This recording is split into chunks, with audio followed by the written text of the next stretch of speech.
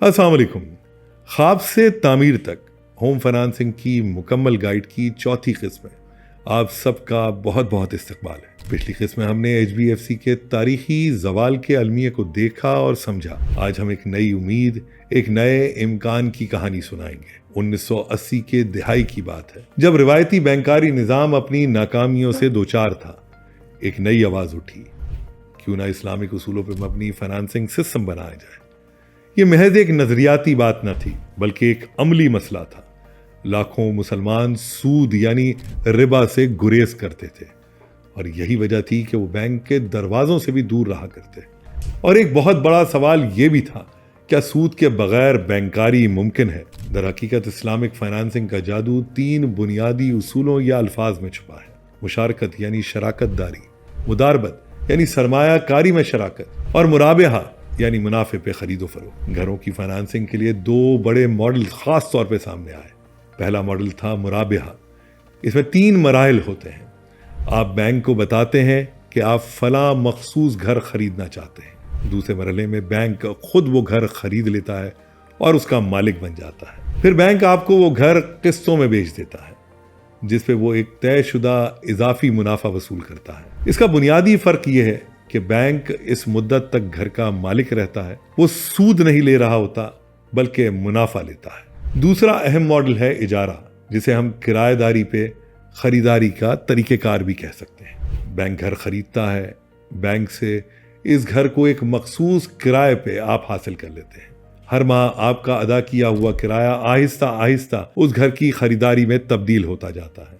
आखिरकार एक तयशुदा मुद्दत के बाद आप मुकम्मल तौर पे उस घर के मालिक बन जाते हैं। ये सब तो थी थियरीज। अब आते हैं अमली दुनिया में। अगर इस्लामिक फाइनेंसिंग की अमली कामयाबी की एक मिसाल देखनी हो तो मलेशिया से बेहतर और कोई मिसाल नहीं मिलेगी। मलेशिया ने 1983 में अपना पहला इस्लामिक बैंक कायम किया। आज वो इस्लामिक बैंकारी का एक आलमी मरकज बन चुका है। मलेशिया में इस्लामिक बैंकारी की मार्केट शेयर 40% से ज्यादा है। इस्लामिक हाउस फाइनेंसिंग का हजम 60 अरब डॉलर से ज्यादा। हाउसिंग फाइनेंस में इस्लामिक मॉडल्स की शरह 85% से ज्यादा। ये सिर्फ आदाद व शुमार नहीं, बल्कि ये एक मौजज़ा है। अब एक सवाल ये पैदा होता है कि उन्होंने ये शानदार कामयाबी आखिर हासिल कैसे की? हमारी नाकामियों के बरक्स उनकी कामयाबी के 3 अहम राज हैं। पहला, कवानीन और मजबूत रेगुलेशन। मलेशिया ने सिर्फ ये नहीं कहा कि इस्लामिक बैंकारी बहुत अच्छी है, बल्कि उन्होंने इसे अमली जामा पहनाने के लिए एक पूरी कानूनी और रेगुलेटरी ढांचा दिया। मरकजी बैंक यानी बैंक नगारा मलेशिया ने इस्लामिक फाइनेंसिंग के लिए अलग, वाज़े और तफसीली रहनुमा उसूल जारी किए। हर प्रोडक्ट, चाहे वो मुराबहा हो, मुदारबा हो या इजारा, उसके लिए म्यारात तय किए गए। शरिया एडवाइजरी काउंसिल्स कायम की गई जो महज नुमाइशी न थी। उन्हें हकीकी इख्तियार हासिल था और वो हर नई फाइनेंशियल प्रोडक्ट को शरई नज़र से परखते थे। इससे बैनुल-अक़वामी सरमायाकारों का एतमाद बढ़ा, क्योंकि उन्हें मालूम था कि वो एक मुनज़्ज़म मार्केट में सरमायाकारी करने जा रहे हैं। अदालती निज़ाम में भी इस्लामिक फाइनेंसिंग के तनाज़ात को समझने और उनको हल करने की महारत पैदा की गई। ये रेगुलेशन सिर्फ कंट्रोल के लिए न थी, बल्कि तस्लीम और तहफ़्फ़ुज़ फराहम करने के लिए थी। दूसरा, सानवी मार्केट का शानदार क़याम। ये सबसे अहम राज है, और यही वो चीज़ है जो हमारे HBFC में मौजूद न थी। मलेशिया ने महसूस किया कि सिर्फ कर्ज देना काफ़ी नहीं, बल्कि उन कर्जों या उनके असासों को भी मार्केट में खरीदा और बेचा जा सकता है। यही वजह थी कि बैंकों में नकदी का बहाव जारी रहा। उन्होंने सिक्योरिटाइजेशन का इस्लामिक मॉडल तैयार किया, यानी हज़ारों इस्लामिक होम फाइनेंस के मुआहदों को जमा करके उनसे पैदा होने वाले मुनाफे के हकदार बनने वाले इस्लामिक बॉन्ड्स यानी सुकूक बॉन्ड्स जारी किए। ये सुकूक बॉन्ड्स मलेशिया और दुनिया भर के सरमायाकारों में बेइंतहा मकबूल हुए, क्योंकि वो जायदाद जैसे महफूज असासों से बैक थे और उन पर मुनाफा भी मिलता था। इसका नतीजा ये निकला कि बैंकों को मुसलसल नए घरों के खरीदारों को फाइनेंस फराहम करने के लिए लाजमी नकदी मैसर आने लगी। ये एक फ़ायदेमंद सिलसिला था। अवाम को घर मिलता, बैंकों को मुनाफा मिलता, सरमायाकारों को महफूज सरमायाकारी मिलती और मईशत में पैसा गर्दिश में रहता। तीसरा, हुकूमती सरपरस्ती और टैक्स मराद। ये सिर्फ नारेबाजी नहीं थी, बल्कि अमली इक़दाम था। मलेशियन हुकूमत ने इस्लामिक फाइनेंस को कौमी इक़्तिसादी पॉलिसी का मरकजी हिस्सा बनाया।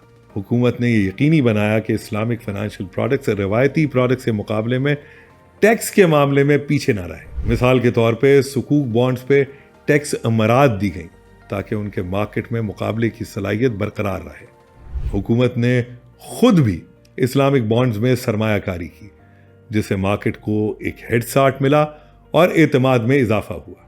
حکومت نے عوام میں اسلامک فائنانس کے بارے میں آگاہی مہم چلائی تاکہ لوگ سمجھ سکیں کہ یہ صرف مذہبی نہیں بلکہ ایک بہتر مالیاتی اختیار بھی ہے۔ حکومتی سطح پہ ایسے پروگرامز بنائے گئے جن میں کم آمدنی والے گروہوں کے لیے اسلامک مائکرو فائنانس اور اشتراکی ملکیتی اسکیموں کو فروغ دیا گیا۔ مختصراً یہ کہ ملیشیا نے اسلامک فائنانس کو ایک مکمل ایکو سسٹم کے طور پہ دیکھا۔ انہوں نے صرف بینکس نہیں کھولے بلکہ قوانین بنائے، ثانوی مارکیٹس تخلیق کی اور پوری حکومتی مشینری کو اس کے پیچھے لگا دیا۔ نتیجہ سامنے ہے۔ آج ملیشیا میں اگر آپ گھر خریدیں گے تو 85% امکان ہے کہ آپ کا فائنانس مرابحہ، اجارہ یا مداربہ کے تحت جاری کیا جائے گا، روایتی سود پہ نہیں۔ اور یہ نظام نہ صرف اخلاقی ہے بلکہ معاشی طور پہ پائیدار اور عالمی سطح پہ مسابقتی بھی۔ اب سوال یہ ہے کیا پاکستان یہ تینوں سبق سیکھ سکتا ہے؟ اب آتے ہیں ہمارے وطن پاکستان کی طرف۔ 2002 میں پاکستان میں باقاعدہ اسلامک بینکاری کا آغاز ہوا۔ ابتدا میں بہت جوش و خروش تھا، لوگوں نے سمجھا کہ اب حلال طریقے سے گھر ملیں گے، لیکن کیا واقعی ایسا ہوا؟ ایک کڑوی سچائی یہ ہے کہ ہمارے ہاں بہت سے اسلامک فائنانس کے پروڈکٹس شیپ شفٹنگ یعنی شکل بدلنے کا صرف شکار ہوئے۔ کچھ بینکوں نے روایتی قرضے کو صرف اسلامی اصلاحات کا لیبل لگا دیا، سود کا نام بدل کے منافع رکھ دیا، لیکن حساب کتاب وہی پرانا۔ آئی میرے ایک دوست کی کہانی سنیے۔ 2015 میں انہوں نے ایک اسلامک بینک سے مرابحہ کے تحت گھر حاصل کیا۔ مسئلہ کیا تھا؟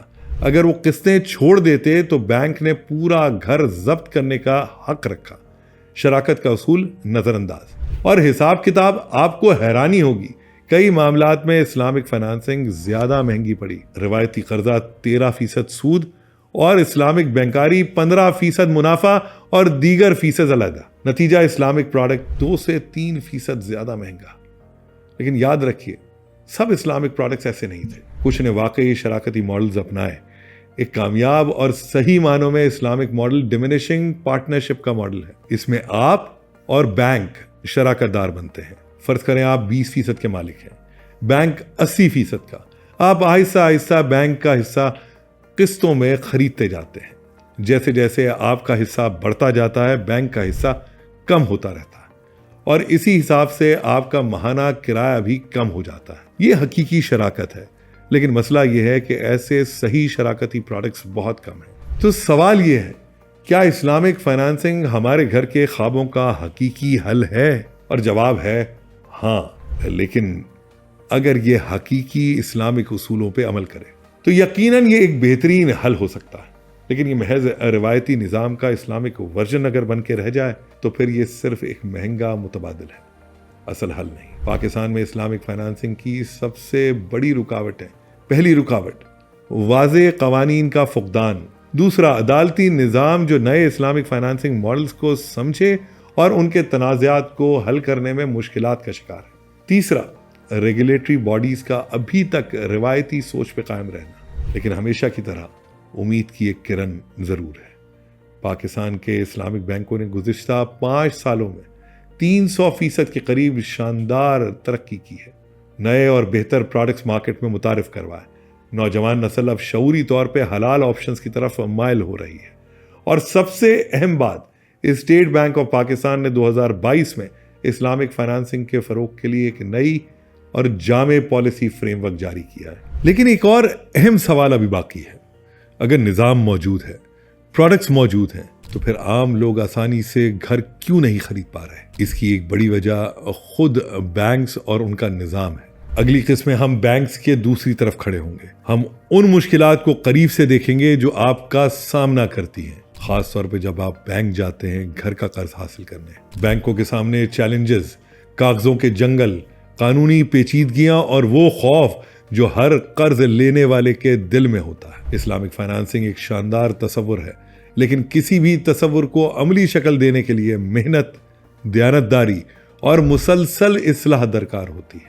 ہم ملیشیا سے قیمتی سبق لے سکتے ہیں، ہم اپنے نظام کو بہتر بنا سکتے ہیں، لیکن اس کے لیے پہلے موجودہ مسائل کو سمجھنا ہوگا۔ اپنے تجربات اپنے کمنٹس کے ذریعے ضرور شیئر کریں کہ آپ نے اسلامک بینکاری کا کبھی استعمال کیا، آپ کا تجربہ کیسا رہا۔ یاد رکھیے، ہر کامیاب نظام کی بنیاد شفافیت، دیانتداری اور صارف کی سہولت پہ مبنی ہوتی ہے۔ اللہ حافظ دوستوں۔